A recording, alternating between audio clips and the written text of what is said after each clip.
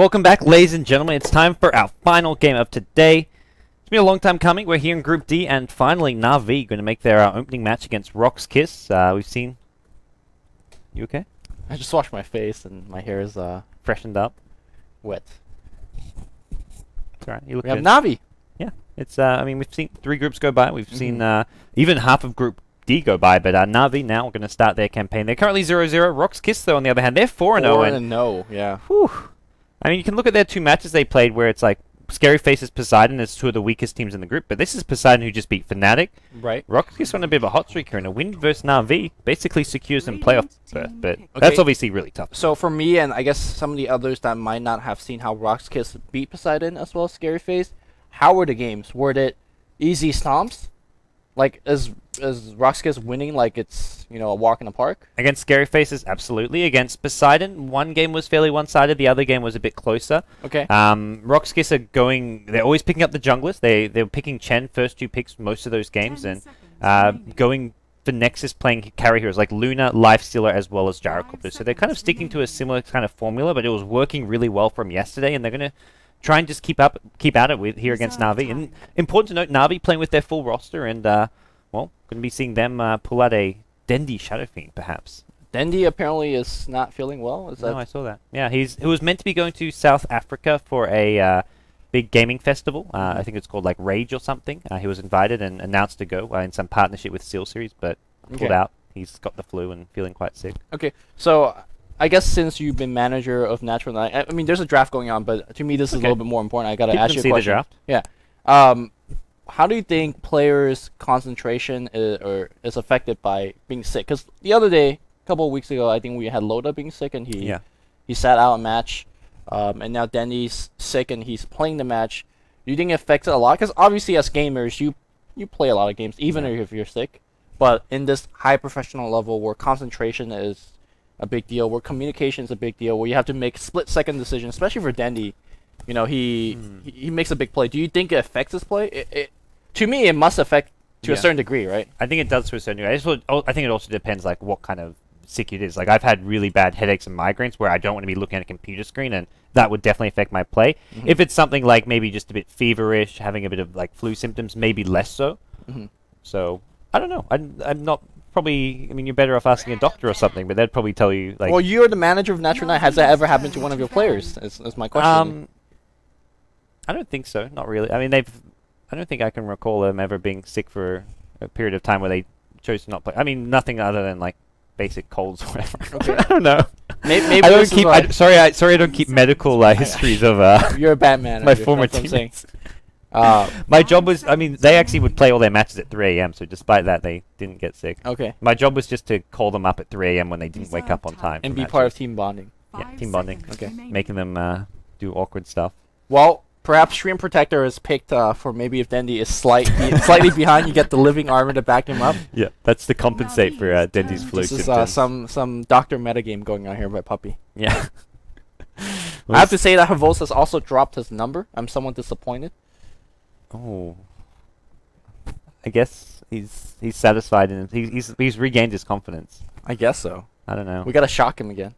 If we shock him, he wins second place TI2. That was, I mean, sure, it would have loved to win that, but there was definitely multiple occasions where they almost lost there. To Tongfu, to Orange.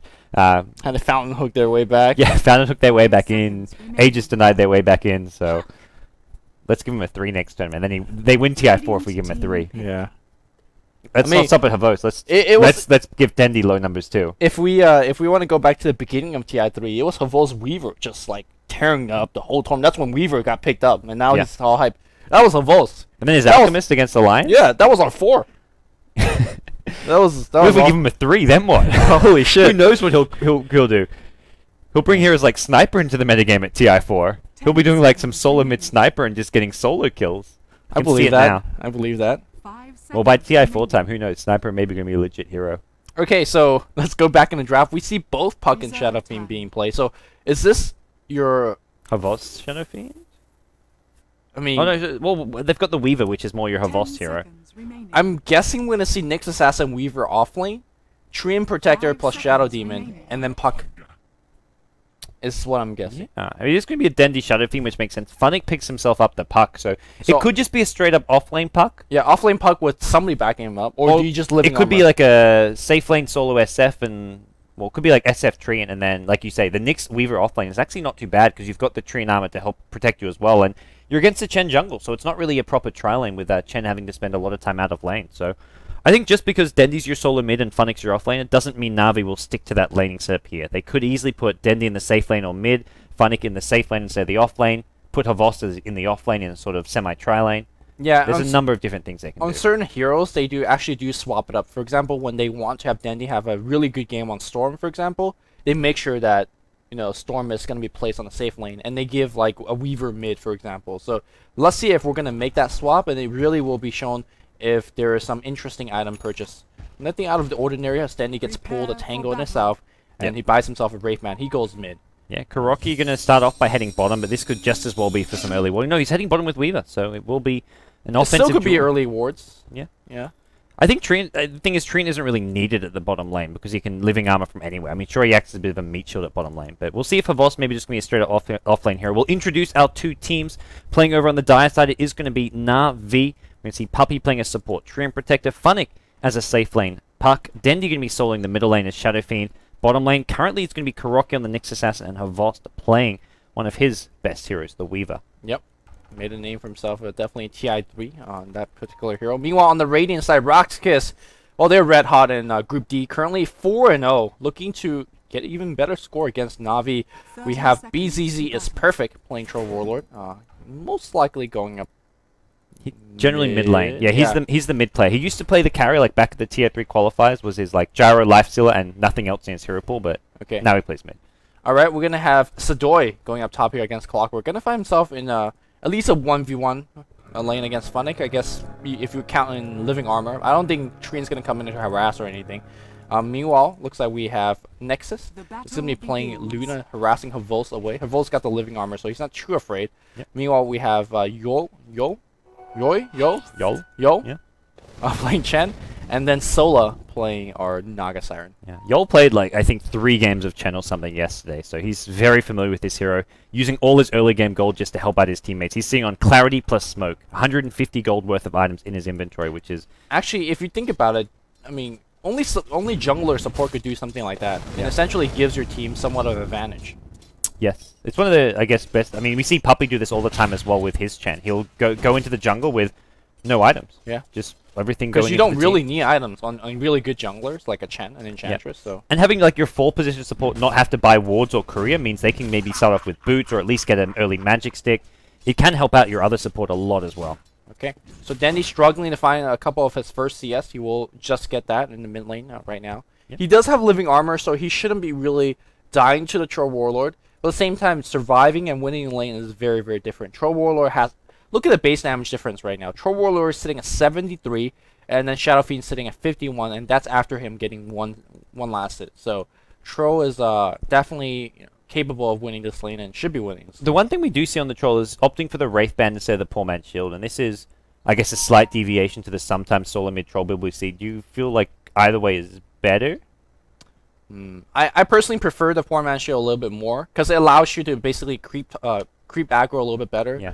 Right click on Dendi, for example, draw the creep aggro. Obviously, Dendi's going to be harassing him whenever he can, so the damage block is not irrelevant. So I'm surprised that he did not go for the Poor Man's Shield. Yeah. Well, we'll see him just drop. Well, actually, just last thing find on the tower. As far as top lane goes, it's Clockwork versus Puck more or less. The Treant's here as well. Should the Puck get harassed, all and Funnick as well, going for an early null talisman. He got pulled just 1 set of tangos, so. All in all, we're looking at 1v1 matchups at both top lane and mid lane. Bottom lane, it's a dual lane versus a dual lane. And, well, Trine is kind of the X factor for this Na'Vi lineup, being able to help out any of these 3 lanes at any time. This feels like some meta back in 2008 or something. It's like really awkward dual lanes. Yeah. Is this some League of Legends laning? Your solo tops, 1v1. Your solo mids.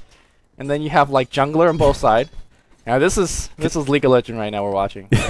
This is actually League of Legends. I'm not even joking. Yeah, this is the exact laning setup that you will see in every single League of Legends gaming because there is no meta game. There's just this. I'm sure there's a meta game.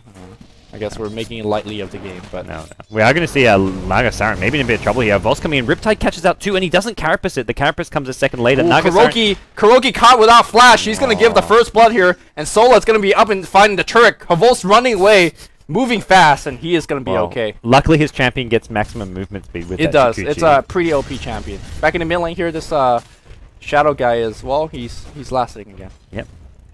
Well, BZZ is going to be doing just fine here. I wish I knew more like League of Legends hero names. I can't even like play onto this League of Legends theme. For a entire commentary for April Fool's Day, I had CLG Link as my co-caster, and we legit cast a League of Legends game, like an hour-long League of Legends. How many unlikes did that video get?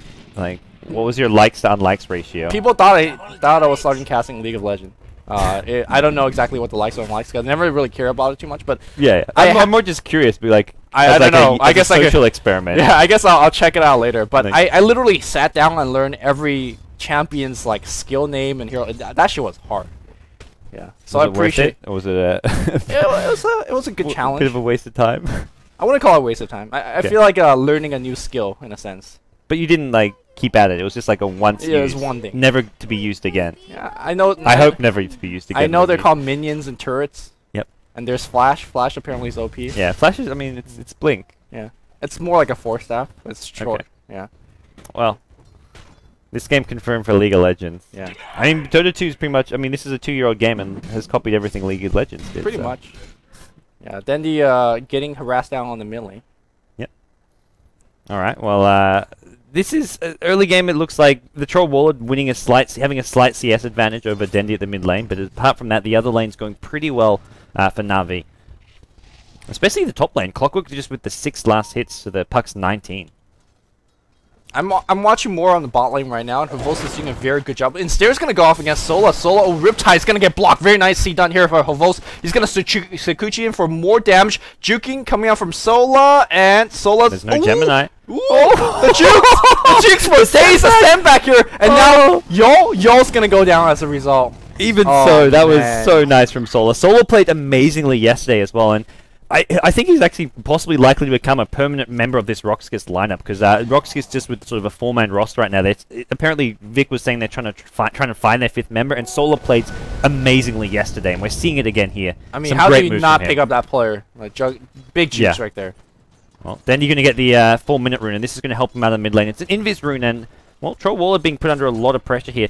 I feel like these 1v1 matchups would have gone a lot better for RoX.KiS if it wasn't for the Treant. And Treant spent his entire time just straight up jungle pulling, but he's helping every single lane without even showing up. I'm just unsure why people just don't block the camp that Treant is in. Like, what do you do if your camp gets warded? You don't do anything as a Treant. I mean, in theory, you could level 1 jungle, the level 1 camp, but what is that really going to accomplish? You're going to use all of your HP. You can't really living armor yourself, because that defeats the purpose of having a living armor on your team. So, this is like the second time today. Remember that game that we saw the Abadoon and Treant picked up? Yes. That teams just allows you to have a free Treant in jungle, and that should never happen. Yeah, it seems Na'Vi just getting away with it, not being punished for having a jungle Treant who's getting levels, who's helping out every single lane. And, well, now Havoc going to break out of the mid lane. Dendi has been ganked here by a Chen Naga Siren. They used the smoke for the wraparound there, and they do get a kill, and a pretty important kill as Dendi was just kind of starting to get some steam, so they get rid of all his souls and sort of force him back to square one. Unfortunately, a level 2 living armor did not help out there. That 5 instances of damage block immediately removed by 3 heroes and a Chen creep attacking. Then did get off 2 rays there, but the good thing, I mean, this still didn't come till 6 minutes in, and this comes from Na'Vi going with this dual lane bottom. They force the supports to stay there and help out the Luna, because they can't leave Luna against a Nyx Assassin Weaver without Luna either dying or at least sitting at his tower doing nothing. So I like the fact Na'Vi went for this lane setup, because it meant Dendi's had a lot less pressure on him. Even that one death on SF isn't going to completely ruin his day. He's going to just go back mid, keep on farming. He can even get the maybe neutral stack by Puppy on the Treant Protector to help him catch up. Oh, looks like Kuroki is just actually dying straight up to this Heartbeat Stormcrafter. Luna Beam's going to come out. The Lightning Storm's going to come in here. And Havos is going to back off. He's going to kill this Heartbeat Storm, but that thing did its work. He nuked the Nyx Assassin from like here to here 3 times. That's absolutely insane if you think about it. Yeah, the damage output, nothing to be shrugged off there as Kuroki quickly figures out. So moving here, like approaching sort of the end of the laning stage. We do see Clockwork approaching that level 6, but Funnick already level 7, also about to hit level 8. He can pick up a TP scroll and just cause problems in all these other lanes, whereas Clockwork still needs to get a bit more. He hasn't even got his boot, so it feels like Na'Vi can probably make more of the next maybe 5-minute stage of this game. Yeah, if you look at the top lane, the CS difference is absolutely huge, and sorry for missing that kill as we were discussing some League of Legends meta or something. Bottom lane, Havostis diving, as he loves to do on this Weaver hero, and he may just straight up get a kill on this Luna. He's got Treant Protector armor on him. There's an Eclipse, but not going to see it come out. Here comes, well, support. Ensnare. KuroKi. He still has Carapace here if the Luna goes for an Eclipse. He may pop the Carapace a little bit early right now, and he's letting Sola sit in the front line. I'm surprised that Luna is not just popping out with the Lucent Beam. Very, very long range spell. Alright, well, no deaths come at the bottom lane. Weaver Havos still farming away. He's yet to die, and he's doing pretty well against this Luna. They did slow down Luna's farm quite considerably, but Luna's not a hero who you have to get that like free safe lane carry farm on, especially in this kind of a lineup with Luna, Chen, Troll, Warlord. I think RoX.KiS, a lot of their emphasis is going to be when they hit that timing. They get the mech up, they get the Luna BKB, they just take tower after tower because they've got Battle Trance, and they're going to have a really strong Deathball army that Na'Vi can't really fight into all too well. You say that though, lately we haven't been seeing Luna doing that. Luna has been more or less picked for the Eclipse, I feel like. We see that burning Luna play on that DK game against, I believe it was Vichy Gaming. They were just team fighting all day. That death push that we kept asking for never came. So I don't know what kind of Luna we're going to see here today. Well, RoX.KiS still need quite a bit of time before they reach that level of items anyways. Having a mech and whatnot on the Chen, he's just going to keep on farming his own jungle, y'all. As for mid lane, BZZ, working on some phase boots here. He hasn't died yet. He's done fairly decently in this early game stage, and well, we see Dendi actually forced back to base here. I think just not feeling safe in that middle lane with how long this Chen's been missing off the map. And this is with a living armor on him, so this is a pretty big deal and pretty big win for Troll Warlord. So you can see that Troll Warlord is actually absolutely insane. Being able to, not only with some help, out-level Dendi and out-lane Dendi, you can force Dendi back. Dendi had HP. He's just so afraid of ganks coming in. He's been smoke ganked once, and here comes another smoke gank. So Dendi just TP back in. So this smoke gank timing actually really strong. If it works, this is going to be absolutely huge. Naga's got to be careful. He could die to 2 raises. Yeah, 2 raises will be the death of Naga. Getting close to that level 6, but we'll see them. They know Dendi. I love what he does. He double raises the middle creep wave, then goes straight into the neutrals, knowing he's never safe at mid. Yeah. Is he going to be tress swapping? Yeah, he is. They're pinging that neutral camp there. I think they have a pretty good idea where Dendi might be. The problem is, I don't know if they can kill him with just Chen and Naga Siren here. They really need the troll to come as well. They're going to run right in there, and you need that living armor right about now. Shockwave's going to open up. The clap's going to be right there. He's looking for the raised Dendi. He's not going to find it. Good jukes around the trees, and this is yet another episode of Sola juking around the trees, brought to you guys by Beyond the Summit. Because, damn. Brought to you guys by RoX.KiS. Let's be honest. All right, fair enough, fair enough. Can take credit. No. Let's be real here. We have nothing to do with these impressive jukes. Okay. Back in the bot lane here, we're going to see KuroKi trying to dive around, and they just can't find this Luna. He also used Eclipse for whatever reason. Yeah, maybe that was when he got dived, that he popped the Eclipse to force the Weaver back. No, it just got used. Time-lapse has been used as well, so it looks like it was used when the time-lapse was used. Okay. We missed out on some aggression there. The chase is now on. Shukuchi coming up in a second here, and it looks like Luna maybe going to be brought down, but there's your song. How is she level 6 already? Those jukes have been helping out. With the SF kill, and here comes Troll. Can they kill the Nyx Assassin? Definitely not going to get Havos, but KuroKi should go down. Trying to bait the Carapace here, but he does get the Whirling Axe damage. There's some really interesting mind games of canceling that Lucent Beam animation. Weaver coming, trying to go for Sola. Well, Sola's going to be okay for the time being, and Dendi's now showing up at the bottom lane. I think with that, RoX.KiS will probably look to back off. Ensnare, we're going to see a clap coming out. BZZ's perfect. They're going to be drawing down the right clicks. Whirling Axis coming out. Clockwork Hook from Sedoy. And Dendi's going to be dead again. Dendi, that is like a 3rd death on him. Sedoy's been very quiet this game because of his bad start against the puck, but his one time he does show up, he makes it count. Getting a kill on the SF is very crucial here, and funnily enough, Funnick... with the Blink Dagger didn't TP. He got a early solo kill on the Clockwork. At that point, he should basically be thinking, okay, I can maybe stay here and just destroy Clockwork, but it's more important to help out the rest of my team. He's still top lane. He's got Blink Dagger. He's even level 10. He's going to get maybe a tier 1 tower out of this, but not worth it when your Shadow Fiend is 0-3. I mean, Shadow Fiend's one of those carries that can make a very easy comeback. Very easily just, going to lane, start raising creeps, go to jungle, start raising those creeps. It's not hard, but once at a certain point where your Shadowfiend goes 0-4, 0-5, there's no coming back. Like, you could be raising for creeps, but that's creeps that you're just throwing away in the death taxes, if you will.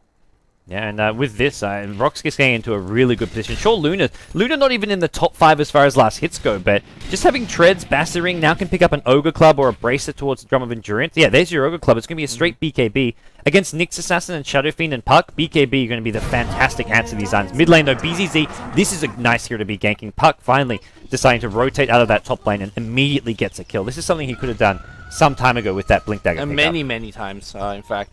I mean, Luna, if you look at her score, she's 1-0-3. She might not be farming well, but she's definitely getting some assist goal. She's surviving the multiple tower dive, and as a result, her Volsta's not really farming too well. If we look at the farming chart, one important thing to point out is that this is not one of those games that Chen is leading in terms of CS. Everybody is CSing well, and Phonic is doing pretty well. Shadowfiend has a lot as well, it seems like, but again... Some of those being neutrals and, well, also dying. A lot of deaths, yeah. So his farm isn't really reflected in it.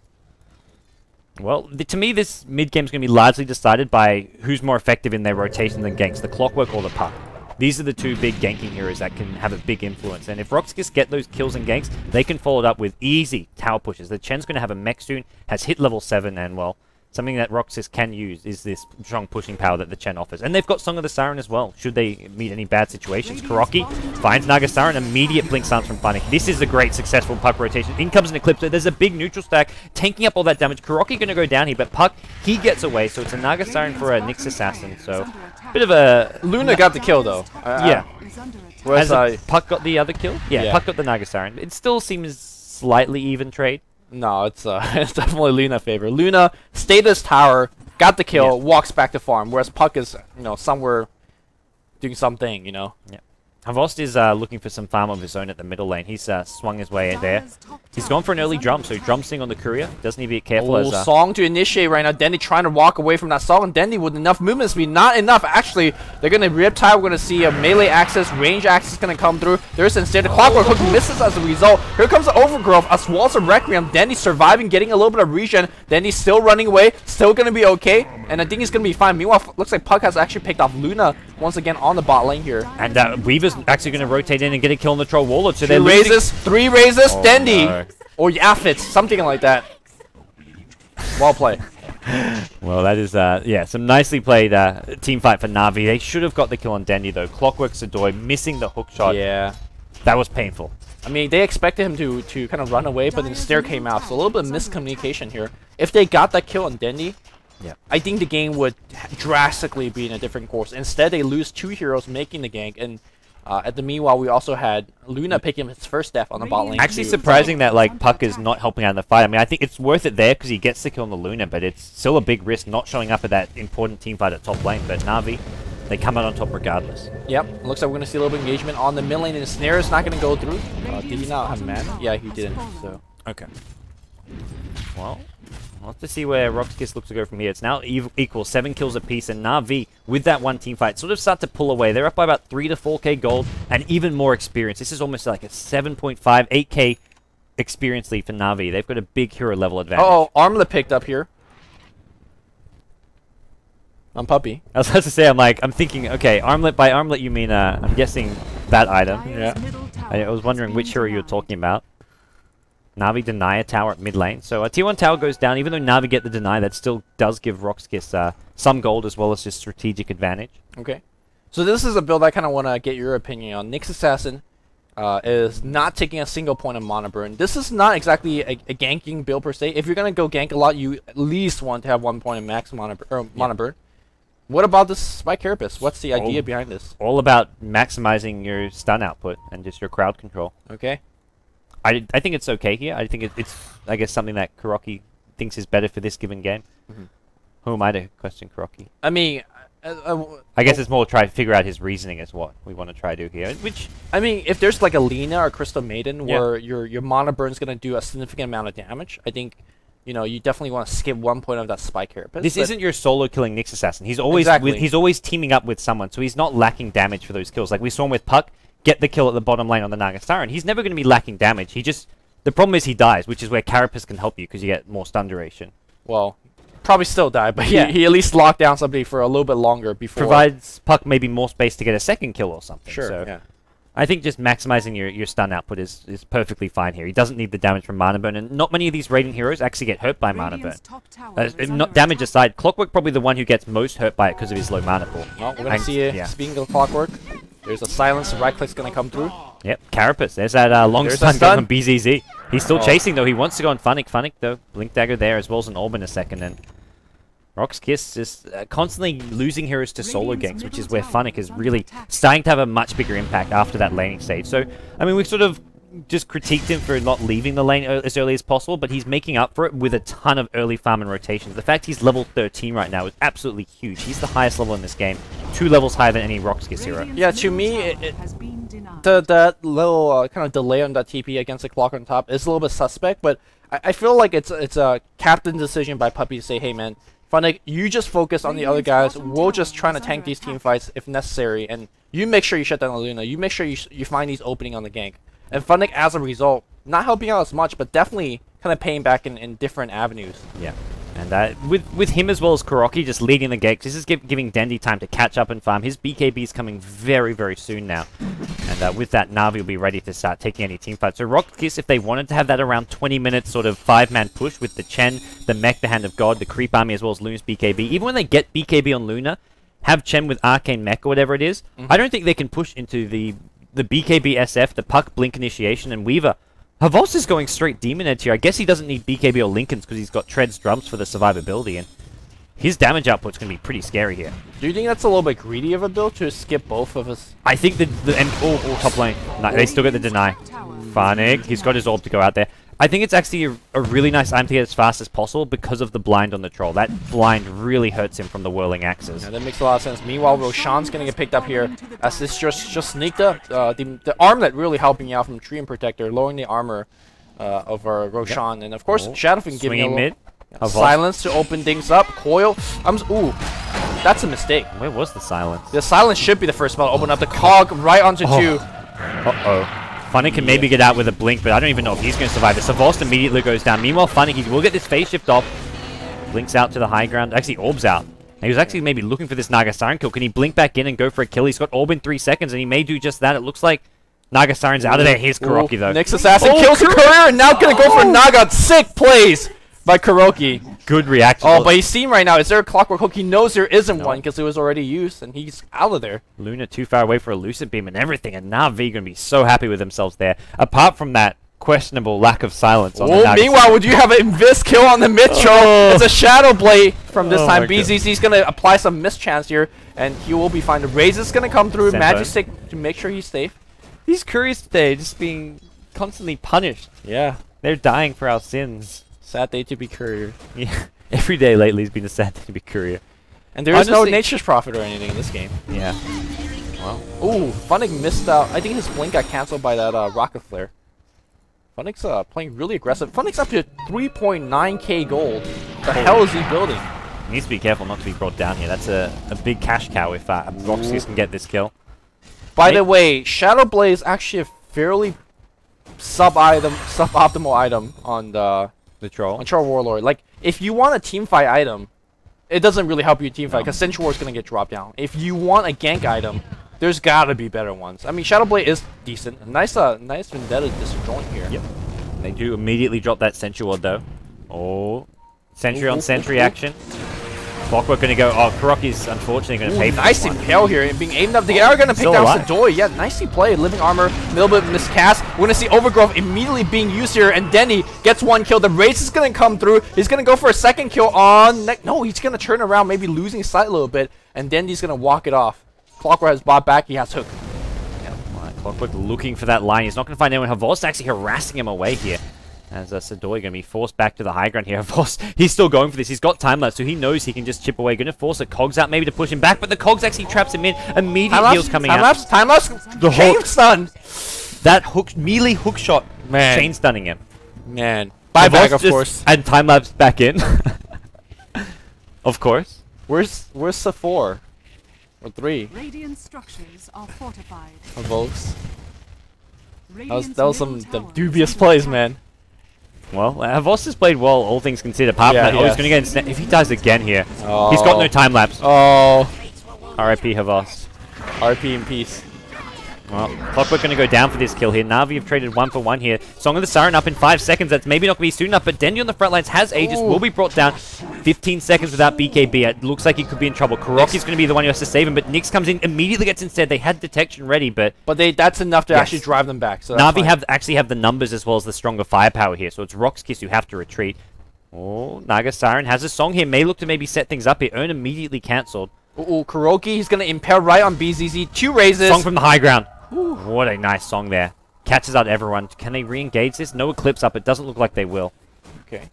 They'll back off for now. Guess worth using the Song there. Definitely so. I think saving your carry like that is okay, fine. Well, Na'Vi going to have Havos respawning in a second. And we're going to see a finish Hex on Funnick. This is 23-minute Treads Blink Scythe. That's a big farm. That's absolutely insane. Yeah.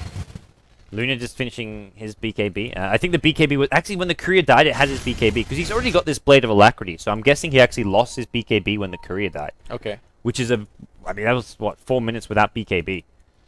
Which he essentially had but couldn't bring out. And that made it a lot harder for RoX.KiS to take these fights. Yeah, they were very, very tentative in this team fight. Whereas if they had a BKB Luna, they could have done a lot more. BZZ on the mid lane using that Shadow Blade. Okay. When you talk about Puppey, he's just been sitting in the jungle this entire game, but he's managed to farm up all these useful items for his team. Meanwhile, Shadowfiend going to bring down the Clockwork. Senju are being dropped down here. They do see Kuroki if they can get vision. Yol needs to be careful. Kuroki, where's that Impale Carapace? Carapace is still on cooldown. Kuroki's got in a second here, and here comes the Troll Waller. Kuroki pops the Carapace just in time. Puppey with the overgrowth now, locking some of these heroes in place. Eclipse comes from behind. Puppey going to be brought down first. Dandy pops the BKB to negate this damage. He's looking for BZZ. BZZ body block. So oh, not quite here. Now Dandy going to drop a wreck him. There's 4 heroes dead. Luna the last one standing, and Luna going to take a fall as well. It's a triple kill for Dendy. 2 more heroes go down for RoX.KiS, and they get completely team wiped here by Na'Vi. Man, I felt like Na'Vi was playing a little bit weak in the early game because, you know, the rotation came too slowly. But now, when the team... It's not even really a team fight. It was just kind of like your ragtag team minus Havos. They were just able to do a ton, and I think largely comes out from Kuroki. Kuroki's spike is just killing all of them. Kuroki, he's 3 and 5, but that really just doesn't show his overall impact on the game. Whenever he's been going down, it's always for the greater good, creating space for Dendy to farm and also getting puck kills and stuff. He's never just getting caught out. He's dying to get a kill or 2 for Na'Vi. Funnick's trying to get out of there. The battery assault's going to be the blink from Funnick. He's fine. Great control, and he's going to be he's also about to hit level 16 as well. This is just a beastly game from Funnick, who's 7-0 and 4.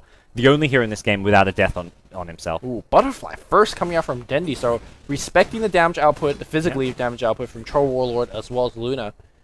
Well, that's pretty good. Nyx now with a Blink Dagger as well to go with his great start. And the big problem now, I feel, for RoX.KiS is all of these Na'Vi heroes are high level. They're all at least level 11, which is all your Nyx really needs. He doesn't need multiple points in Mana Burn to do a whole lot. Treant Protector, level 2 ulti, doesn't really need multiple points in Nature's Guide. And then the 3 key heroes are all like around the level 16 points. So Na'Vi have a big level advantage, whereas RoX.KiS, only level 1 Song of the Siren with a level 9 Naga. Chen and Clockwork both only have level 1 ulti. RoX.KiS are very underleveled right now. It's actually a 20k experience lead going the way of Na'Vi. Yeah, and it's really hard for them to find these levels because their jungle is constantly being invaded. Hard to find levels when you have a Weaver that could be diving you, a Puck with a Blink Dagger, a Nyx Assassin that's walking around.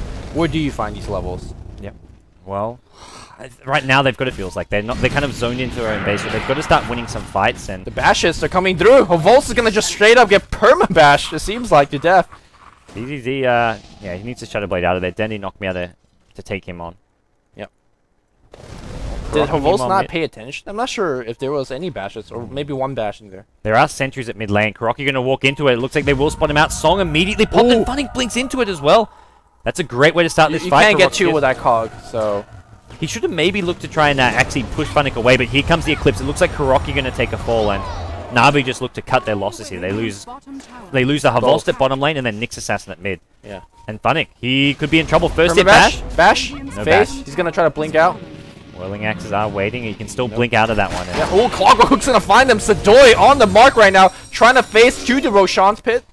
Funnick's just fine. He's Blink Dagger as well as these orbs being used absolutely perfectly. But that's fine. They don't really detract RoX.KiS from chasing away. They're going to just straight dive down the mid tower. Yep. And with Battle Trance, should be able to take down this tower with ease. Yeah, I think they back off after the tier 2. Nyx Assassin respawning soon. And on Puck also has a Dream Coil, so he may just engage before the respawn's even there. Dendy's smoked up. He's coming from behind. Has his BKB. There's your Dream Coil. TP coming into the middle here. This is Dendy TPing in with a BKB ultimate. Cleans up RoX.KiS. What an initiation from Na'Vi. They get 3. They're looking for more. Overgrowth catches out the Clockwork, and that's a complete team wipe on the back of a fantastic initiation from Funix Puck. And it was the follow-up from Dendy as well. How did he get there? Did he just straight TP in? He BKB'd before the TP as well, I'm pretty sure. Like, he landed and was BKB. Either that or he just shift queued it, but amazing play from Na'Vi. Their team fight just so impressive here. Yeah. Dendy doing all sorts of damage on the mid. Puppy, I think his overgrowth came so late that they only got one. GG well play gets called out because they were going to get racks there. Hand it to RoX.KiS though. They played this early game well. Some amazing performances, especially from the Naga Siren, the stand-in Solar. And all in all, I'd say RoX.KiS played a solid game. Na'Vi just showing why they're called Na'Vi. Yeah, I mean, this is looking like the 1 seed versus the 2 seed from this group. Because I don't see Fnatic playing this well. Not as well as RoX.KiS has been. I absolutely agree. I mean, sure, Poseidon beat Fnatic, but you got to give, I'd say, RoX.KiS already beat Poseidon 2-0. So all RoX.KiS have to do, even if they lose to Na'Vi, is take a game against Fnatic, preferably 2 games, and they lock in that number 2 seed. But I got to give it to RoX.KiS. They played a hell of a game. The one sort of maybe slight weak link was the Clockwork in the offlane, giving up that kill to the Puck. He did have a mismatch. I mean, Puck got pulled, had no talisman. Yeah. He missed also one important hookshot on Dendy at the top lane, but those kind of misplays happen, and there's a lot of pressure on you when you're going up against Na'Vi. Yeah, and I really like the fact that they were shutting down Dendy multiple times in the mid lane. Dendy would have had something like a Blink Dagger on top of everything, and that would have meant that he would have got more kills. So it was overall very well played for RoX.KiS. Let's see if they can still take a game of Na'Vi. I think if they have a similar start and maybe snowball a little bit harder, they could definitely do it. Yeah, I agree. We'll take a quick break, guys. When we come back, Game 2 of Na'Vi vs RoX.KiS is going to be our last game of today, so stay tuned.